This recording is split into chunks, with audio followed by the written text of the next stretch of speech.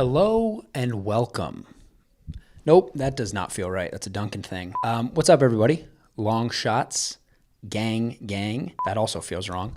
Look, I'm here to regretfully inform you that our video this week for our front of show did not work. There were some issues over Zoom. We love Zoom. Zoom, we're very grateful that you've allowed us to do things virtually, but this is why we want to do more in person, because Zoom also kind of sucks. You can blame Duncan. It was entirely his fault. And actually, while it's just the two of us and he's not around, can we talk about what the hell is wrong with that guy? No, we'll talk about that later. Look, enjoy this front of show. It's one of our favorites. We get into getting ready for the season. My goals for Duncan this year, which have nothing to do with basketball, what he can do to get himself in the right headspace before games, who he thinks is the coolest player in the NBA right now. There's some good stuff, so I hope you guys enjoy it, and we will be back next week. Hello and welcome to episode 38 of the Longshot podcast. I am your host, Duncan Robinson, and I'm here with my good friend and co-host, Davis Patrick Reid. Davis, how we doing? I am great, Duncan. The NBA is back. We are here. It's opening week. Nothing to complain about. Everything's great. How are you? I'm feeling great as well. You said it. NBA regular season is back. I actually don't love when people say now the NBA is back. I mean, I think it kind of discredits the preseason, not to mention all those guys in the preseason who are trying to like make a job. I was one of those guys at one point. So it's a little bit discrediting for you to now say that the NBA is back. I feel like it's been back for a little while. I mean, we just played 6 preseason games. So I feel like the NBA has been back at the start of training camp. But with that being said, I am ready to officially start the 2021-2022 NBA regular season. We have spent several weeks on this podcast talking about how the preseason doesn't matter that much. And it does. You're right. This is not to discredit, if you're fighting for a spot, you were in that position at one point. It obviously matters. But at the same time, you're just, let's call a spade, Dunk. Where you are now in your career, the preseason is for you to get your legs under you, see a couple shots go in, start meshing with your teammates. The real show starts this week.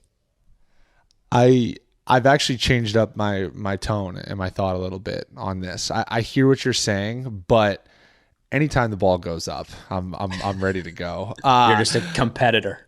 Yeah, I mean, no, it is interesting though how as soon as the preseason ends, there is a noticeably different kind of approach, and it's I don't think it's just with us. I think it's kind of league wide in that there is kind of that weird feeling of preseason, in that there's the younger half of the roster that is very, very locked in. And I'm not saying the older guys aren't locked in, but it's more so about how can I maximize every single rep in practice? How can I maximize every single opportunity in a game?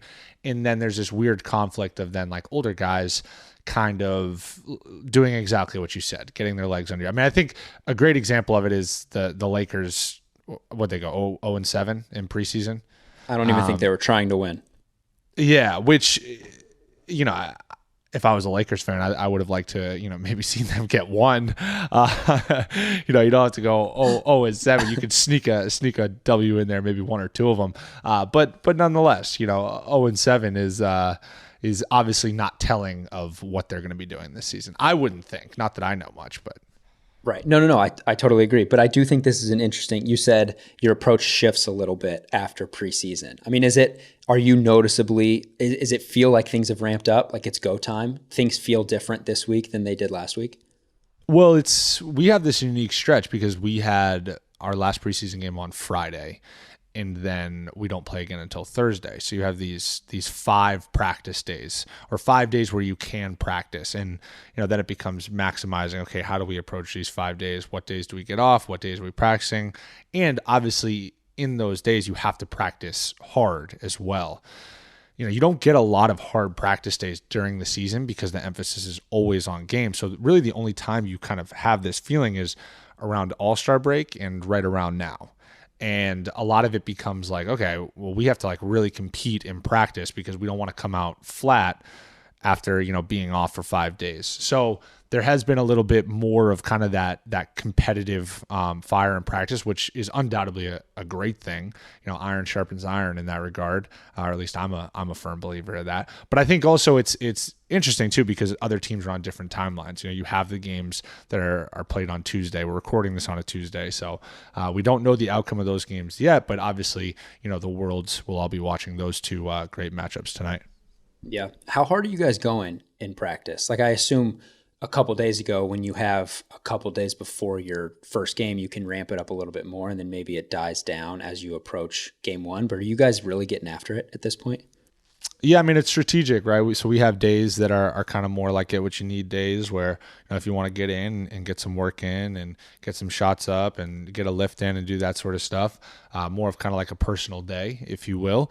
We have those sprinkled in. And then we also, we've had 2 really hard practice days where we're locked in on, a lot of 5-on-5, a lot of live stuff, a lot of getting up and down, and a lot of kind of like building a scheme and structure of what it's going to look like, when the ball goes up on Thursday. So it's kind of a give and take, right? And then, because you have the 5 days, and then usually the kind of day before ends up being a little bit more of a mental day where you really try to approach it with more like strategy of, okay, we've kind of gone through the physical. Now let's like really train the mental and figure out, put in a game plan and establish a scouting report and do all those sorts of things. Because it's not very often where you have 5 days to prepare for a game. Like I said, it only happens twice. So normally, you have a scout that you have to kind of rush in a day before a game, or maybe 2 days out if you get a 2-day prep, which is pretty unique. But very, very rarely do you actually get 4 or 5 days to really put in a game plan and prepare. Well, you're also playing the team that you last played in your last NBA game. So you know them pretty well. So I don't know if you need the 5 days leading up to it, but you're talking about the mental side of the game. It makes me think. I saw a tweet today that said Karl Anthony Towns' pregame ritual this year is watching 2 gorillas fight each other. That's how he's going to get in the right mind frame to play a basketball game. And it made me think, is this something that you should maybe work into your pregame ritual? I know you're a very consistent guy with your regiment. You've done the same thing. You've talked about it on this podcast. You've done the same thing your entire professional career, same shooting routine, and it's worked. Like, let's be honest, it's worked. You're at a good place in your career. But I think maybe in order to dial it up a notch, we need to, George Kittle like famously bangs his head on a wall with his helmet. Cat's now watching gorillas fight each other. I think maybe we need to build something into your routine that just dials it up a little bit. Look, I mean, I'm open to any and all suggestions. It'd be great if this could be a collaborative think tank between, us two and the Longshot community. There's nothing on my mind right now that I'm planning on really integrating into the pregame routine. I mean, honestly, if that works for Kat, then that's fantastic. I think it's different strokes for different folks in Sure. some ways. I don't know if I necessarily see that working for myself, but I will say, like, I've gone through little stretches, where I've kind of added, obviously I watch like film of the team that we're playing or film of myself and how I've kind of played against them, but also even sometimes I'll just watch like highlights, of myself, just like having good games, if I really just kind of want to like get that mojo going, like, all right, like let's pull up some highlights of me kind of getting loose. That's not an every game thing, so I don't want people to think that I'm just like over here just watching hours and hours of my own footage. But every now and then, if I need a little like morale booster or something like that, I'll throw on some highlights. How many times a week? How many times a week are you going to YouTube, searching your own name, and just going through the videos? Come on, be honest. It averages out to be under once a week. I mean, I don't know exactly what the breakdown is, but yeah, I mean, I'm definitely not like on YouTube. I'll be like, grab one of our video guys and be like, hey, can you like get all my makes of me coming off pin downs or me coming off handoffs or me against this opponent, see how I got my shots last time I played them. Just like little stuff like that. I'm not really going into the YouTube archives. I mean, occasionally I will, but honestly, I do that more with like you, like with my other friends. Like when you're over, like we'll just search like Davis Reid highlights. And now we have the incredible Longshot made video of the Davis Reid high school highlights made by Jason Gallagher, the very talented Jason Gallagher. So every now and then, I probably watch that more than I watch my own highlights on YouTube. I'm watching that over once a week. Easy. Over once a week. Probably not twice, but over once. Your high school highlights that we put 100%. together, you watch over once a week. Yeah. Just to it's my version of watching the two gorillas fight each other. It just gets me in the right headspace. So I've heard that you've actually been struggling to win your one-on-one matchups recently. I know you've made it a ritual to play morning one-on-one at the University of Michigan. What is it? Is it a 5:30 a.m. bell? Is that what it is? Yeah, we're getting after it early with Coach Rafferty, part of the women's staff, Harry Rafferty. He's had my number. I'm just going to call a spade a spade. I played one-on-one with you in Miami. You beat me. It's not great right now, but you got to understand, I've been out of it for a while. It's one thing to just like stand and catch and shoot. You know, that it's like riding a bike. It doesn't leave you, but moving with a basketball, finishing around the rim, and most importantly, getting in a defensive stance and moving laterally are things that your body forgets to do so quickly if you don't play consistent basketball. And so I'm getting back into it. I want you to know that I'm not throwing in the towel. I'm going to get back to a place where I'm competitive. I'm once again calling on the Longshot community to help Davis out and to come up with a phrase other than call a spade, because you've now used that twice in the first 8 minutes of this episode. So please help our guy out with some new vernacular. I'm curious, actually, though, like you were a very good basketball player. You stepped away from the game. What is in your eyes the first thing to go? Like from somebody who was playing basketball every single day, working on his game, you had, skill. You could score at all three levels. You could pick up 94. Yeah. Like you could do some different things. We've talked about how you could, split ball screens, get up and dunk with the left, all those sorts of things. But what is the first part of your game to really just disappear once you step away? Clarification, I could not guard 94 feet. I could never do that. But I appreciate. Well, in theory, you were like the energy guy. Like I'll pick up full, not really actually turn anybody, but it looks like I'm picking up full. I'll pull up my shorts a little bit. Maybe slap the floor, clap my hands. Like you were that type of pick up full. You weren't like actually, Pat Bev like turning guys in the backcourt. Right. Or Briante Weber turning guys in the backcourt. Shout out to Bree for that one. Bree fans. Briante Weber slaps the floor. That guy, he coined that maybe. No, he didn't, but he does that quite a bit. I'm the stunt at you guy. My least favorite drill in practice was zigzag, full court one-on-one. Oh my God, it was the worst. Like turn the guy as much as you can because I was just not a good defender. But I'll stun at you. Like I'll do a couple jabs. Just try to keep you on your toes. And I usually don't because I'm not an intimidating defender. To answer your question, finishing around the rim. It goes completely. I took pride in my float game in high school. I took a lot of pride. I was not elevating over people. I wasn't getting into the body in my finishes. I was finesse. I was throwing it up. But I was reasonably effective at it. Not at all anymore. So that goes pretty quickly. Touch around the rim. And then getting in a defensive stance. Your body. In what other world do you get in a defensive stance and move laterally? None, unless you're playing basketball and guarding frequently. So honestly, it's like your body forgets to get in that position or forgets how to. I've actually heard the touch around the rim one, and that kind of makes sense to me just because like it's so much of that is like feel. But I do think part of the touch stuff is like it's kind of like an innate skill. It's one of those things where you either have it or you don't. Anyways, I would love to somehow capture some of that 5:30 a.m. One-on-one footage. We'll see what we can do to kind of scrounge some up. I'm in the lab, Duncan. All right, I'm in the lab. We don't need to document the 5:30 footage, but just know that it's me working on my craft. All right, I'm trying to get back. I want to get back to you YouTube searching yourself because I just don't believe that you're doing it less than once a week. And it reminds me, the other day I came across a YouTube video. I wish I could shout out who it was. Maybe it was GQ. I think it was GQ. It was Chris Pratt and Jennifer Lawrence, and they were doing the Google search questions. So you type in the "is Chris Pratt," and then you get the top results, and he was answering those questions. And so I did that for you because I was curious what came up for Is Duncan Robinson. And I wanted to share this with you. I'd encourage the listeners or the community to try this at home because maybe I have biased results. But here's what I'm getting. Is Duncan Robinson. First is a free agent. Second is Duncan Robinson. I am not. Yeah, no. Oh, actually, yeah, I like that. Why don't you Can I live answer these? Yeah, please. Is Duncan Robinson a free agent? No, I am currently not a free agent. Is Duncan Robinson a good defender? Good is an interesting adjective. I think underappreciated defender, I think fits a little bit better there. So, yeah, I'll say underappreciated. Could you even maybe say long shot defender if you're underappreciated? There you go. I like that. Is Duncan Robinson married? I am not married. Not married. Here's my favorite one. Is Duncan Robinson good?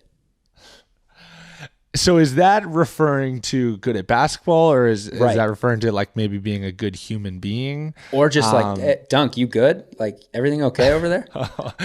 Or that one. I could actually answer at least 2 out of the 3 of those as yes. I am good over here. I do like to think that I'm a good human being. The third one is really up to the discretion of others, whether or not I'm good at basketball. That's kind of like a relative thing, I would say. Yeah, I would say so too. All right, here are 2 more. I'll give you the 2 more. Is Duncan Robinson related to David Robinson? No, but I have a special moment for you. When we were playing in our preseason game in San Antonio, one of the very nice ushers in San Antonio came up to me at halftime. She grabbed me. I was like just shooting at halftime, and she was like, "Hey, David Robinson wants to meet you." And she has a mask on, and I couldn't really understand what she said. I just heard Robinson, so I thought maybe she was like kind of making a joke. So I just kind of like laughed and like kind of like turned away. And she like said again, like, "David Robinson wants to meet you." I was like, "Oh my goodness!" Like, the Admiral, David Robinson. So I go over, and for the first time in my life, I met David Robinson. We had a great conversation. I told him that when I was a kid, I actually had a giant framed picture of Tim Duncan and himself back to back, and it read Duncan Robinson, and it was in my room. I get asked all the time, were your parents Spurs fans? I was actually born prior to either of them being drafted, so wouldn't really make sense. But so no, they're not Spurs fans. But I kind of pseudo became a Spurs fan at one point just because of those 2. I will say that. So I met David Robinson, but I'm not related to him. Wow, you still have that up in your room. I was in your childhood room a couple weeks ago for your sister's wedding, and I noticed that picture was still up. It's a beautiful one, like you said, Duncan Robinson. On the back-to-back jerseys. All right, here's the last one for you. Is Duncan Robinson white? That's a great question. The answer is yes, considering my complexion is white. I do want to say something though, and I've been waiting to bring this up for quite some time, and I recently just leaked it at Media Day, and it didn't catch on anywhere, which I was okay with because I actually wanted to step into this moment on my own platform to say it, that I am actually part Hawaiian. And it's always been, whenever you do the games like Two Truths and a Lie or Name a Fun Fact, I always resort to I'm part Hawaiian. It's a very small percentage. It comes from my mother's side of the family. I think she's like an 8th, so that makes me a 16th. But nonetheless, I take a lot of pride in my Hawaiian heritage. I've been to Hawaii before. My senior year, we played in the Maui Invitational. And, I would have thought that going back there, being surrounded by my compadres, that I was going to play really well in that tournament. Turns out I didn't really at all. But nonetheless, it was great to be back in the homeland, I will say. Thank you so much for being vulnerable and honest with us there. I really appreciate that was a big moment for me. So really the answer to that question is you're 15/16 white. That's right. That's right. It took me a second to wrap my mind around that one, but I see what you did there. Wow. Yeah. Breaking news once again on the Longshot podcast. We're just full of it here. Do you think Woj or Shams will pick that up? Maybe, right? I certainly hope so. Maybe Malika on NBA Today will pick up the fact that I'm part Hawaiian. That would be a special little anecdote that could be a nice coverage piece for me. You know what? You're right. I think maybe what we need to do is funnel the info. We need to really make sure to blast the information out there just to help it catch fire, because it's such interesting news that once it's out, how could it not? Hey, so we're talking about practice. The other thing I wanted to ask you about is a clip went around social media the other day of you talking to Ray Allen at a practice, which has to be a pretty cool moment for you, I imagine. You've talked about how he was one of the guys that you looked up to coming up, especially as a Boston Celtic. Yeah, absolutely. I grew up watching him win a championship in '08. Was one of the best moments of my sports fandom. And then also just obviously the way he plays and how he gets open, how he moves. As I got older and started to kind of gravitate towards the 3-point line, it made more and more sense to try to emulate his ability. And obviously it would be very hard to ever do that because he's one of the greatest of all time, particularly when it comes to shooting. But just to have the opportunity to step aside with him and talk. I'd spoken to him before. He comes around the facility every now and then, and now lives in Miami and has lived in Miami for a little while. He's actually, I think, recently became the head coach at Gulliver Prep, which is a high school down here that his son goes to. So it was great to just kind of pick his brain and, more than anything, just kind of listen. He has so many different stories, and the thing that always sticks out to me with him is just how diligent he is when it comes to his routine. And, I had heard him talk about this before through various media coverages, but to have him talk about how he always took it as borderline disrespectful when people would say like, oh, you have this incredible natural ability to shoot. And he would always resent and reject that because it discredits all the hours and hours and hours of work that he put into his craft.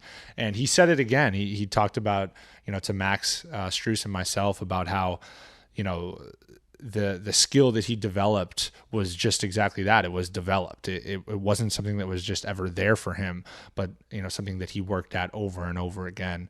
And, his routines and showing up early to games and lifting on game days and running on the treadmill, all that stuff is like so well covered and so well respected, and for good reason. It was cool to just kind of pick his brain on it. And, for me, I'm always trying to kind of add little things, tidbits here and there of advice that I could potentially add into my routine or maybe get some ideas or tips on stuff that I should do. Did he shoot it all with you? Did he get any up? No, he did not. But I'll tell you what, he looked ready to go through an 82-game season. I mean, the guy stays in elite shape. I think now it's a combination of running and biking. But my goodness, he's still in just top tier shape, which doesn't surprise me. I mean, he just kind of always struck me as one of those guys who's just like a worker. Yeah, makes sense. All right, can we get to our Reddit question of the week? You got anything else you want to talk about before then? No, that's about it. I would love to get to the Reddit question of the week. I got a feeling this one's going to be a good one. It is going to be a good one. I think, like we talked about, the NBA is beginning this week. And so what I want to know from you, Dunk, or actually, I guess what I should say is what OK Barber 6 wants to know is who is the coolest player in the league right now? So headed into the 21-22 season, if you had to pick someone as the coolest in the NBA, and I'll let you sort of take that in whatever direction, any explanation you want of why, but who is the coolest player in the NBA? I'm going to give 3 answers because I'm making up my own rules here. Kind of a cop-out, but okay. No, fine. but I'm going to describe each one. One is a hometown answer, and I'm going to say PJ Tucker. Ooh. Now he's in my locker room. I have a newfound appreciation for everything that he is. I mean, his sneaker collection is folklore at this point. Obviously, everybody talks about it. He has more shoes than you would even ever think to imagine. Even knowing that he has a lot of shoes, he still just blows you away with how many shoes he has, to the point where in our last preseason game, I can't remember what I was talking to Josh Richardson during the game because I saw PJ warming up in the same shoes that I was wearing. And from warm-ups to the game, so like warming up like layup lines, like 10 minutes before the game, from warm-ups to the game, he had already changed shoes. And then he changed shoes again at halftime. And I'm like, I just have so much respect for the fact that you can just like cycle through shoes like that and just have so many different flavors and color styles and everything. Like, I overthink to the point where like I'll wear the same shoe every single game until they just completely wear thin. And then I'm like, oh God, I have to change shoes. Like, this is terrible. He just cycles them through without a care in the world. And it's just like, gosh, that guy is really cool. And he's, doing the fashion stuff. He's at the Met Gala. He's just a cool guy. My second one is Jordan Clarkson in Utah. I'll keep this one a little bit shorter. I love the Dwayne Wade quote that he gave on national television of like, if I could come back in the NBA, it would be as Jordan Clarkson, just dress like fly as shit to every game and then just like check in and score buckets. That's my second one. And my third one is an entirely different direction. And I'm going Robin Lopez. He's had some moments on this podcast, his fantastic thespians line. But Robin is just, I think he's a national treasure. Some of his quotes from Media Day were absolutely all time, including the one about the Bucks. Basically him saying that he was doing his own research on whether or not they actually won the championship. So those are my three answers, Dave. What are yours? Those are really good answers, but an absolute snub, in my opinion, is Klay Thompson. Like, how are we not putting Klay Thompson in that group? And now that he's boat Klay, I just think he's ascended to another level. If I could be anyone in the NBA, it's without a doubt Klay Thompson. The guy is one of the greatest shooters to ever do it. Incredible on the other side of the ball as well. Doesn't need to put the ball on the floor at all, which is documented, right? He's got like the 45 points on 6 dribbles or whatever, some insane game like that. And he's just seems like the chillest, one of the happiest guys in the league. So I'm going Klay Thompson, but not to discredit your answers. You gave good answers as well. I can't believe I forgot to do this earlier, but you talking about the amount of shoes PJ wore in one game reminds me, we talked before this about what we were going to talk about in this front of show. And one of the things that we hypothesized or threw out as an option to talk about were your goals for the year. And we wanted to just stay away from it because it's kind of a cliche question. It's just you'd answered it in press conferences before, so we wanted to stay away from it. But I wrote down some of my goals for you this year that I forgot to share. Love that. And so let's hear let me just quickly share those. One of which is I need you to wear 5 different types of shoes. 5 different types. I'm not talking different pairs. I'm talking different styles, different makes of shoes this year. 5 is the number. Okay, can that be the same shoe but a different colorway? I think so. I'll allow it, but it's questionable. Right. I think you can only do 2 different colorways that count. Once you get the third, it doesn't count.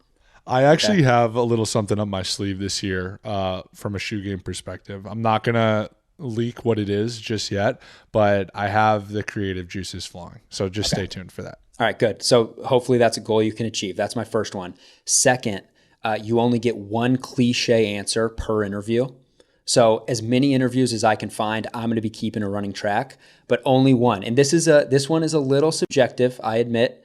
I'm going to be the barometer of what's cliche and what's not, but I am going to hold you to that 1 cliche answer per interview because I just think you're too bright to be giving the same answers over and over again. It's a challenge I'm going to hold to you this year.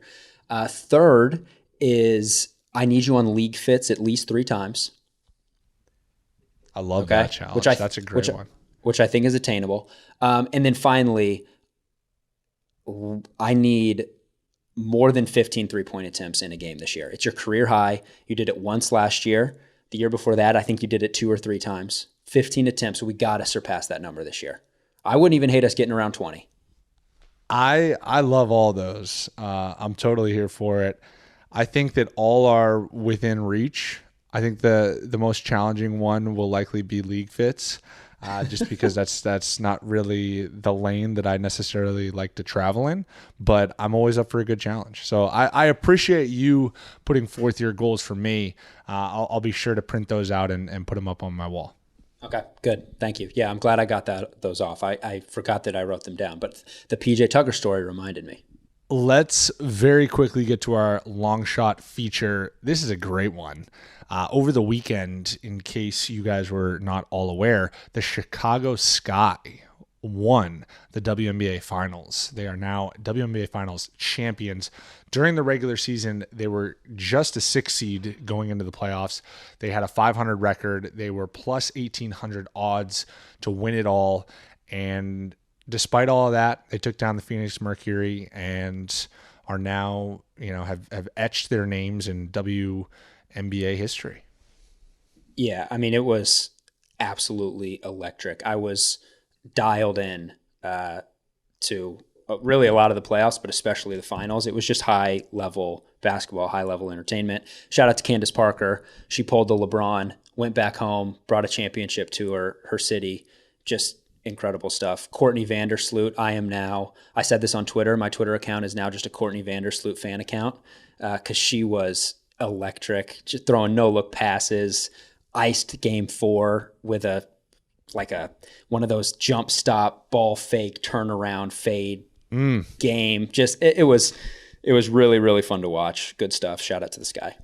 Candace Parker, potential future Longshot podcast guest, by the way. Whoa, we're gonna try to manifest that by putting it out into the universe. Anyways, let's transition to our conversation with Malkia Andrews. This is one that I particularly enjoyed. She's incredibly bright and definitely a rising star in her industry, and she took some time to speak to us, which we're very grateful for. Yeah, and arguably the busiest week of her life. I mean, the NBA Today show started this week. She spoke with us right as that was getting kicked off.